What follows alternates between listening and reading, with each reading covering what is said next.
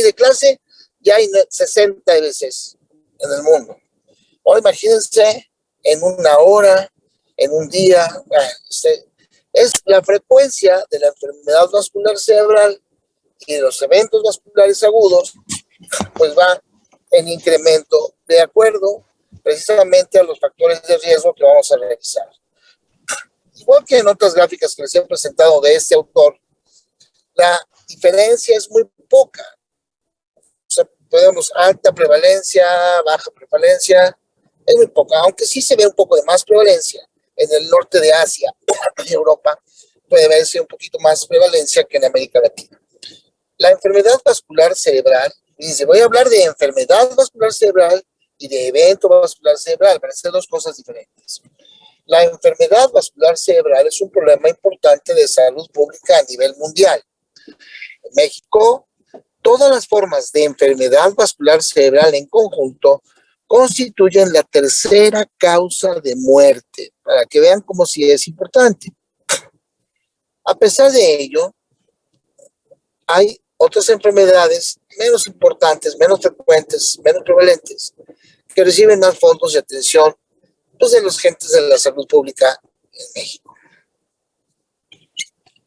Nada más, como parte importante en la estadística del sistema sanitario mexicano, la enfermedad vascular cerebral isquémica es la más frecuente, 43%, hemorragia intracerebral 13%, hemorragia subaracnoidea 5.7%, trombosis venosa cerebral 0.4% y algunas no especificadas como la enfermedad de pequeños vasos 37%. Todo esto es enfermedad vascular cerebral. Pueden ver, son varios tipos o varios subtipos de enfermedad vascular cerebral. La obesidad, la dislipidemia, la hipertensión son los tres principales factores de riesgo cardiovascular y cerebrovascular en México. Entonces, anotaremos eso como factores de riesgo. A ver, todo tiene relación, fíjense, con el sedentarismo, la hipertensión, el sobrepeso, problemas metabólicos, los triglicéridos, obesidad, diabetes. Tiene mucho que ver con estas enfermedades crónico-degenerativas, con el hecho del incremento en la enfermedad vascular cerebral. Y bien, se considera que vamos a tener hasta un 80% de incremento en la enfermedad vascular cerebral conforme vaya subiendo la hipertensión, la diabetes, el colesterol, etcétera, ¿no? Bueno, habiendo tocado unos puntos estadísticos ahí leves, vamos ahora a empezar por entender cómo es la circulación cerebral, cómo llega la sangre al cerebro. Llega por 4 vasos, dos anteriores y 2 posteriores. Las 2 anteriores, vamos a dividir la circulación anterior y la circulación posterior. La circulación anterior está dada por las arterias carótidas, que pueden partir del callado aórtico o incluso de las arterias subclavias. Esto puede ser un poco variable. Bien, esta anatomía puede ir variando porque no necesariamente tiene que ser estrictamente igual. En este ejemplo, la carótida del lado izquierdo, la carótida común izquierda, nace del callado aórtico, mientras que la del lado derecho nace de la arteria subclavia, ¿no? Bien. Las arterias carótidas suben en la parte lateral del cuello, mientras que las arterias vertebrales más delgadas se meten en las facetas laterales de la columna cervical y ahí van subiendo hasta el agujero occipital, en donde se unirán para formar el tronco de la arteria basilar. La diferencia en cuanto al nacimiento de las arterias es muy variable y esto hace que no sea una anatomía exactamente estricta, pero que sí, la parte funcional al final tiene que ver con la misma terminación de esos 4 vasos que ya hemos visto. La arteria carótida común se bifurca aproximadamente a la altura de la tercera o cuarta vértebra cervical en 2, en la arteria carótida externa y la arteria carótida interna que ven ustedes en el esquema. La arteria carótida interna tiene 4 porciones. Desde la bifurcación a la llegada al cráneo, es la porción cervical, que es la más larga. Luego viene la porción intrapetrosa, dentro del hueso, del seno petroso, del centro del hueso petroso, porción petrosa el temporal. Luego viene el sifón carotídeo, que es como una pancita, y la van a ver dónde está, dice intracavernoso, Ahí esa porción está dentro de un seno venoso, es decir, es una como bolsita de una vena grandota, un seno venoso, y ahí está la arteria carótida. Y por último, la última porción pequeñita es la supraclinoidea, es la carótida interna, que por otro lado se continuará con la arteria cerebral media y con la arteria cerebral anterior. Mientras que la arteria vertebral, que ven ustedes ahí en las partes laterales de las cervicales, sube y se une a la vertebral del lado contrario, ahí justo en el tallo cerebral, justo en la entrada del agujero occipital, se une y forma el tronco de la arteria basilar. Y esa se dividirá en las dos arterias cerebrales posteriores. A nivel de las bifurcaciones de los vasos sanguíneos es donde generalmente se van a formar las placas de ateroma o ateroesclerosis. Y ahí vemos claramente la carótida común, su bifurcación, donde está la placa de ateroma, en carótida externa, vaya a la carótida interna, su porción cervical, la porción intracavernosa, la porción supraclinoidea. Y se continúa hacia adelante como en forma de ganchito arriba de la ceja, en la cerebral anterior, y la cerebral media es la que se abre como en tres ramitas que se ve hacia arriba y atrás. Una delgadita que une a la circulación anterior con la circulación posterior, que es la arteria comunicante, posterior, y luego la vertebral, que se une con la del otro lado para formar la basilar, que terminará en las dos arterias cerebrales posteriores. Si yo veo desde abajo, tengo entonces las dos vertebrales que se unen a formar la basilar, que terminará en las dos cerebrales posteriores. Mientras que la carótida se continúa con la cerebral media, carótida, cerebral media, y termina hacia la cerebral anterior, y la cerebral anterior que subirá en medio de la hoz del cerebro. Y una pequeña que los une, que es la comunicante anterior, y dos comunicantes posteriores, formando entonces un polígono que es el polígono de Willis, que ya hemos platicado un poco. Este es el famoso polígono de Willis y que permite las conexiones y mantener mucha estabilidad entre la circulación anterior y la circulación posterior. Si yo veo haciendo un corte coronal en la imagen inferior, ven ustedes ahí la arteria cerebral media, que es esta, la arteria cerebral media, ahí se me cortó aquí, es la cerebral media, y los vasos pequeñitos llamados vasos penetrantes, de los cuales hablaremos más adelante. La vertebral se une a la del otro lado, basilar, cerebral posterior. Después platicaremos de las cerebelosas. Vertebrales, basilar, cerebral posterior. Aquí está el polígono de Willis. Y bueno, esa es la circulación anterior, que tiene también tres ramas. La circulación cerebral tiene tres ramas terminales. Arriba a la izquierda ven ustedes la arteria cerebral media, que irriga toda la cara externa y la parte profunda de los hemisferios cerebrales, mientras que la cerebral anterior rodea el cuerpo calloso, irrigando la cara medial de los hemisferios cerebrales. Tanto la cerebral media como la cerebral anterior son ramas de la carótida interna, mientras que la cerebral posterior, que es rama de la basilar, vértebro-basilar, sistema vértebro-basilar, esta circulación posterior, la arteria cerebral posterior irriga lóbulo occipital, pero también irriga lo que es la cara inferior de los lóbulos temporales. En un esquema, esta cerebral anterior, irrigando la cara medial de los hemisferios cerebrales. La parte inferior del temporal y occipital está dado por la arteria cerebral posterior, mientras que la arteria cerebral media irriga la cara externa de los hemisferios cerebrales y la parte profunda. Y este esquema sirve también para que veamos en color algunas de las áreas importantes y significativas. De ahí que la arteria cerebral media sea muy importante en su alteración, ya que su alteración le dará, por ejemplo, cambios en el área de Broca, del lenguaje, problemas sensitivos, contralaterales, problemas motores, a la corteza motora, problema de lenguaje sensitivo, área de Wernicke, e incluso algunas otras veces también cambios visuales. Se alcanza un poquito aquí a abarcar el lóbulo occipital en la extensión de la arteria cerebral media.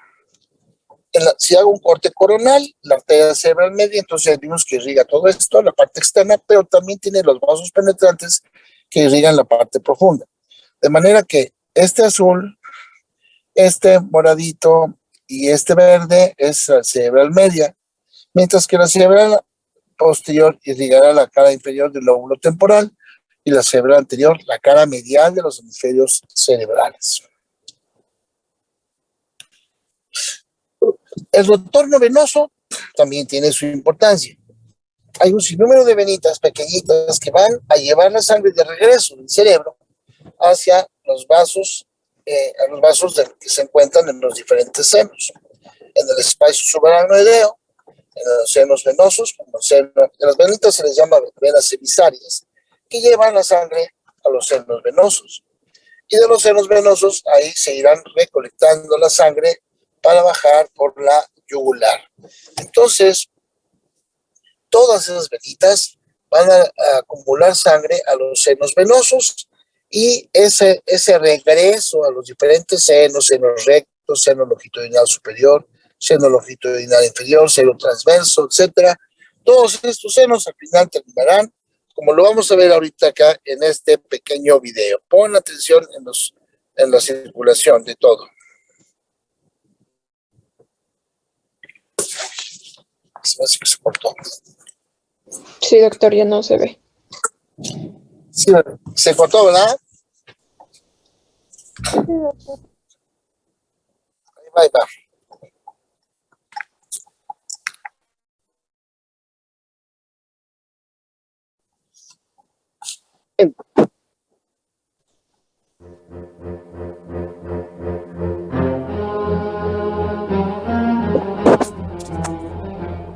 El aporte arterial al cerebro está asegurado por la entrada en el cráneo de 4 vasos. A través del agujero occipital entran las arterias vertebrales, que se unen en el tronco basilar. Este se divide en las 2 arterias cerebrales posteriores. A través del peñasco del temporal entran las arterias carótidas internas, que alojadas en el seno cavernoso lateral a la silla turca, emiten las arterias cerebrales anteriores y medias, además de la oftálmica. Las 6 arterias cerebrales se unen alrededor de la silla turca a través de las arterias comunicantes, anterior y posteriores, para formar un polígono de 7 lados, el polígono de Willis. Esta formación es un mecanismo de seguridad en la vascularización cerebral, ya que unos vasos pueden suplir a los otros.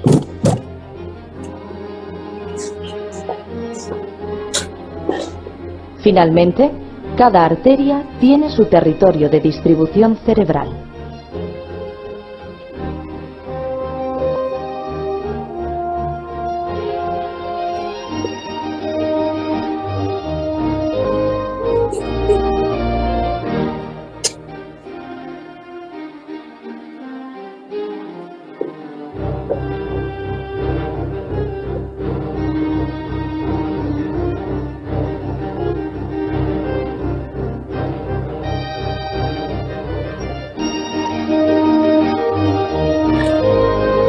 La salida de la sangre venosa del cráneo se produce a través de senos venosos constituidos entre la dura madre y los surcos óseos del cráneo.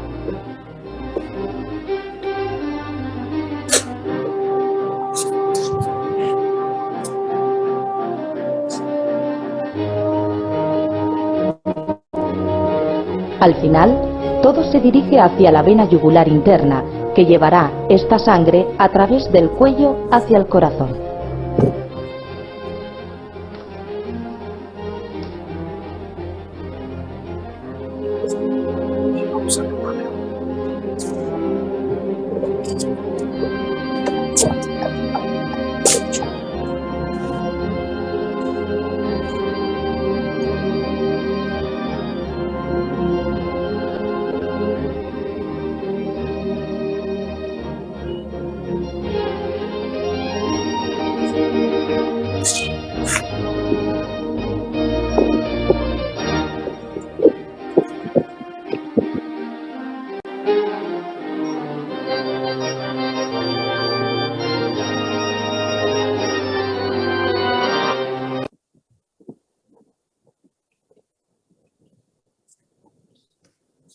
Bien. Sí, estamos en pantalla, ¿verdad, chavos? Sí se ve. Sí, doctor. Excelente. Bueno, fíjense, la persona que hoy en la mañana se levantó de su cama a las 6:30, 7, que se iba a trabajar, y de repente cuando se levanta se da cuenta que pierde la fuerza de la mitad del cuerpo, se cae, una hemiplegia y además tiene una afasia, pues ya tuvo un evento, ¿no? Pero la enfermedad vascular cerebral de esa persona que hoy en la mañana tuvo este evento, no empezó hoy en la mañana. Empezó probablemente hace 40 años que es diabético, hace 30 años que es hipertenso, hace 35 años que es obeso y que tiene colesterol elevado, tabaquismo, etcétera. Porque la enfermedad vascular cerebral es asintomática mucho tiempo. El proceso de aterosclerosis, el daño en el endotelio vascular, va sucediendo paulatinamente. La luz del vaso se va cerrando paulatinamente. La elasticidad de las arterias se va perdiendo paulatinamente. Entonces, el evento vascular cerebral, que antes se llamaba accidente vascular cerebral, stroke en la literatura americana, y en México, en Latinoamérica, lo conocemos como EBC, el evento vascular cerebral. O sea, el EBC agudo solo es la parte final o la parte culminante de la enfermedad vascular cerebral que empezó hace mucho tiempo. Muchos jóvenes ahora ya han empezado a tener enfermedad vascular cerebral por los factores de riesgo que vamos a repasar también un poquito más adelante. El evento vascular cerebral agudo se divide en dos: isquémico y hemorrágico. La palabra isquemia es la oclusión, la obstrucción. La hemorragia es la ruptura. La hemorragia se divide además en hemorragia intracerebral o parenquimatosa y subaracnoidea, o del espacio subaracnoideo. Solo ocupa entre el 20 y el 30%, mientras que el 70 o 80% es ocupado por la enfermedad isquémica. El infarto cerebral puede dar de entrada, o puede haber pacientes que tengan ataque isquémico transitorio y después desarrollen evento vascular isquémico. El ataque isquémico transitorio es pacientes que se ocluye la arteria, pero que dura menos de un minuto la oclusión, pudiendo dejar alguna secuela por un espacio no mayor a 24 horas. El paciente recupera ya, fue un evento vascular isquémico transitorio. Bueno, generalmente se considera que debe recuperarse pronto, en 1, 2, 3 horas, y no en más tiempo de eso. Bien, vamos a hablar más de la isquemia cerebral transitoria. Sí, efectivamente lo que vieron ahí fue una tubería, una bomba, y entonces nuestro sistema del corazón, arterias y sangre equivalen más o menos a, haciendo una un poquito grotesca comparación con un sistema de hidráulico, en donde la bomba es el corazón. Esa bomba la ven nuevecita, las tuberías limpiecitas, cuando nacemos están así, y el material neumático, que sea el agua que sube al tinaco. Estrictamente es una comparación. Entonces, lo que llega a suceder con el paso del tiempo, pues es que se va gastando. Evidentemente vamos a tener entonces una bomba ya muy cascada, unas tuberías ya llenas de sarro, y eso, y a veces el agua, pues media turbia, ya media fea también, de manera que puedo tener fallas que ocasionen una alteración en la perfusión cerebral o en el flujo sanguíneo cerebral. Bien, la enfermedad vascular isquémica tiene varios subtipos etiológicos. Por ejemplo, la ateroesclerosis de grandes arterias, la etiología cardioembolígena, ahí destaca la fibrilación auricular, son las cardiopatías. Enfermedad de pequeños vasos, también puede ser se llama microangiopatía o enfermedad de pequeños vasos, que puede ser por la misma aterosclerosis, pero hay una serie de patologías que tienen un carácter inmunológico, como la enfermedad de Fabry, el CADASIL, por ejemplo. Es diferente con las vasculitis. Otras etiologías, displasias, disección arterial, ahí está la vasculitis, la trombofilia, una enfermedad de la sangre, y ahí aparece nuestra amiga la migraña como causa de enfermedad vascular isquémica. Un grupo de pacientes, pues a veces no determinamos cuál es exactamente la causa.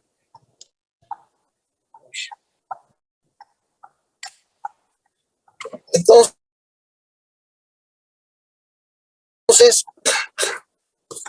nosotros, factores de riesgo, tanto isquémico como hemorrágico, y vemos que en la estadística del Instituto Nacional de Neurología, en 1,300 pacientes arriba de 35 años, bueno, la hipertensión, el tabaquismo y la hipercolesterolemia son los que en algún momento dado son los que presentan mucho más frecuencia, ¿sí? Con mucho más frecuencia los problemas isquémicos y los problemas hemorrágicos, serían los principales factores de riesgo.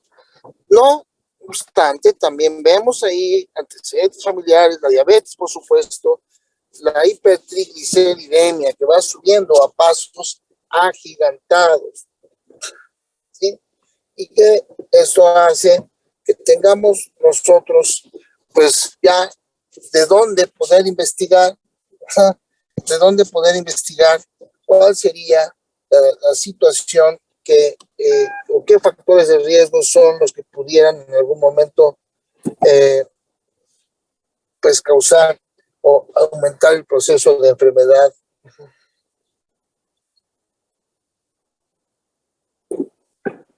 vascular cerebral.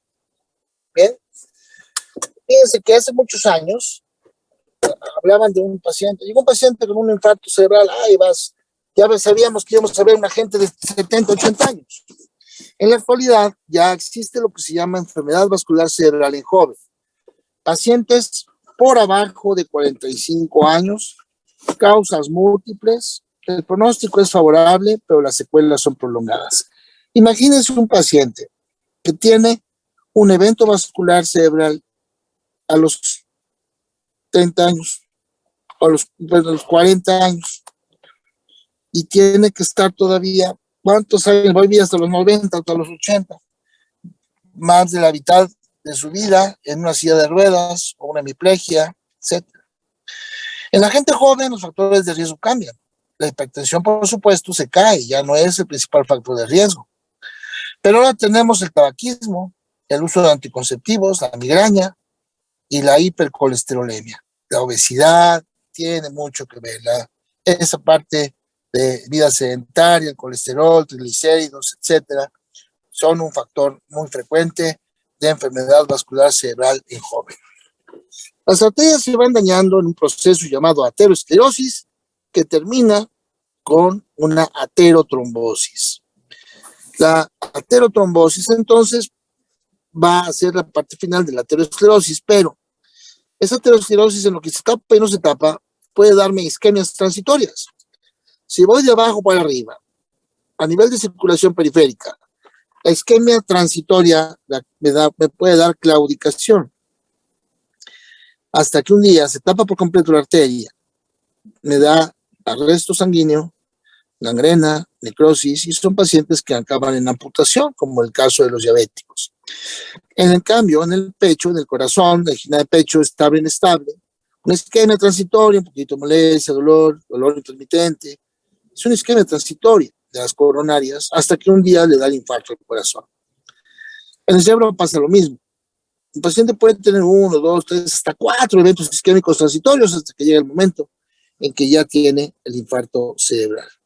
El proceso de aterotrombosis, entonces, tiene mucho que ver con, con la mala alimentación, con la vida sedentaria y otros factores como la hipertensión, tabaquismo, etc.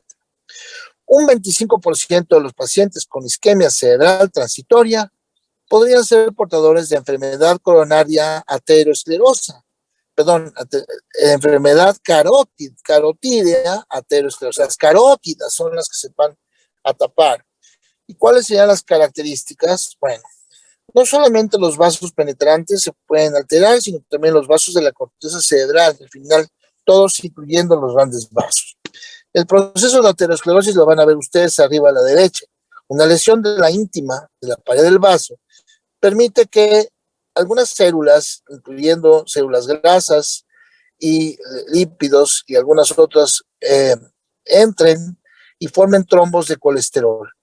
Los trombos de colesterol van formando una alteración en las diferentes capas, degeneran la capa media, debilitan la capa muscular y elástica y producen un endurecimiento de la parte más interna, que es esa imagen que ven como especie de red, esta que se llama necrosis fibrinoide. Eso le da esa especie dura a la placa. Pero además esta necrosis fibrinoide, con el mismo paso de la sangre, va teniendo una membranita muy delgadita que, si se mantiene estable, las plaquetas no se agregarán ahí. Pero cuando se rompe esta membranita, entonces las plaquetas empiezan el proceso de agregación plaquetaria. Entonces, durante el paso del tiempo, aquí vamos a ver cómo evoluciona una placa de aterosclerosis. Mientras siga un poquito de luz, sigue pasando la sangre. Si se calcifica la placa, pues se hace estable o se mantiene estable incluso con medicamentos. Cuando la placa se ulcera, se crece más, se rompe, es cuando ya el paciente presenta manifestaciones. Pero todo este tiempo es lo que le da eso que decíamos hace un momento, que la enfermedad vascular cerebral inició mucho tiempo antes. En este ejemplo vemos claramente la aterosclerosis, la placa de ateroma, pero con esta membranita lisita que permite, aunque haya disminuido la luz del vaso, en la imagen A, permite el paso de la sangre. En la imagen B, vemos que la membranita de la íntima se rompe y se hace la placa cacariza, o sea, se hace inestable. Por lo tanto, en C viene la agregación plaquetaria y en D la formación de un trombo, que tiene dos finales. Se desprende un pedacito de ese trombo, volviéndose un émbolo, una embolia arteria-arteria, o sigue creciendo hasta tapar la arteria y es un trombo, una trombosis total de la arteria, que serían los dos mecanismos que van a ocasionar el daño. Bien, el trombo crece y vamos a tener entonces un mecanismo trombótico que alterará seguramente el paso de la sangre. El trombo que tapa la arteria no permite el paso y empieza un periodo de muerte neuronal, como el que ven en la imagen del lado derecho. Pero ahí se ve, a esa zona de muerte neuronal se le llama infarto. Y el infarto pues, va a depender de la extensión del vaso sanguíneo que se ha ocluido. Claramente vemos ahí la presencia de las carótidas en una angiografía y las vertebrales. Las carótidas adelante marcadas con el 4 y con el 9, y las vertebrales están marcadas con el 3. Ahora, las carótidas, en la imagen del lado derecho, vemos claramente una oclusión, una disminución del paso de la sangre a nivel carotídeo. Eso sucede porque hay aterosclerosis carotídea, ya vimos 25% de los pacientes pueden tener. En esta tabla, donde pasa el comparativo de 3 estudios diferentes, estudios de vascular cerebral, en Rename Vázquez de la Asociación Mexicana de Vascular Cerebral, Premier, que también se hizo por parte de esa asociación, y la estadística del Instituto Nacional de Nutrición, Ignacio Chávez, pues vemos cómo hay pacientes que, no tienen aterosclerosis, pero los que tienen pueden tener una estenosis hasta del 70% o más, y los porcentajes entre 15, 14% con estenosis significativa. Por eso un paciente que tiene eventos isquémicos transitorios, siempre debemos hacer un estudio de carótida. Esta es una angiografía. Entonces, en la angiografía, ahí claramente vean en la bifurcación cómo está la disminución del paso de la sangre. Seguramente equivale al que vemos del otro lado, más o menos es eso. Hasta hace algunos años, el tratamiento quirúrgico mediante un bypass transitorio y una cirugía que consistía en abrir la arteria, una endarterectomía, eso es lo que se hacía normalmente. Sin embargo, ya en la actualidad, lo que se hace es la terapia endovascular. Ahí está nuestro caso y vean, la introducción por terapia endovascular de un stent, un resortito, ahí lo están viendo el resortito, vean, es como este, está acá, cerrado, se mete con los diferentes guías, ya se coloca al nivel de la estenosis, se infla un globito dentro de él, un globito alargado, y después se desinfla el globito, pero el resortito o stent ya quedó como el que vemos aquí arriba. Y ahora cuando pasa el medio de contraste, pues ya tiene un espacio mucho más donde pasar. ¿Sí? Se ve diferente el paso de la sangre. Ya esta terapia endovascular, pues es lo que tenemos que hacer cuando un paciente tiene una estenosis carotídea. De acuerdo a los diferentes territorios de la circulación, vamos a tener 3 que van a ser cerebral anterior, cerebral media y cerebral posterior. Muy bien, vamos a dejar aquí la clase hoy, chavos. Mañana no voy a poder dar clase porque estoy en México, pero nos vemos, yo creo que ¿alguna pregunta hasta acá? Doctor, con el stent, ¿Sí? el diámetro del vaso sanguíneo ya no vuelve a ser del mismo tamaño que antes, ¿verdad? O sea, sí se amplía, pero ya no al mismo tamaño que tenía. Claro, ya no, porque todavía tiene ahí la presencia de la placa. Nada más lo que sucede es que se amplía y da una seguridad de que ya no aumente. El porcentaje en el que se tome en cuenta para poder cambiar o para poder hacer un procedimiento es el 60%. Si yo tengo una arteria con aterosclerosis que lo ocluye el 60% o más, es candidato a dar endarterectomía o a colocación de stent carotídeo. Y ya con que pase más del 60%, entonces con eso ya tenemos nosotros seguridad de que no va a pasar mayor cosa. Ok, doctor, muchas gracias.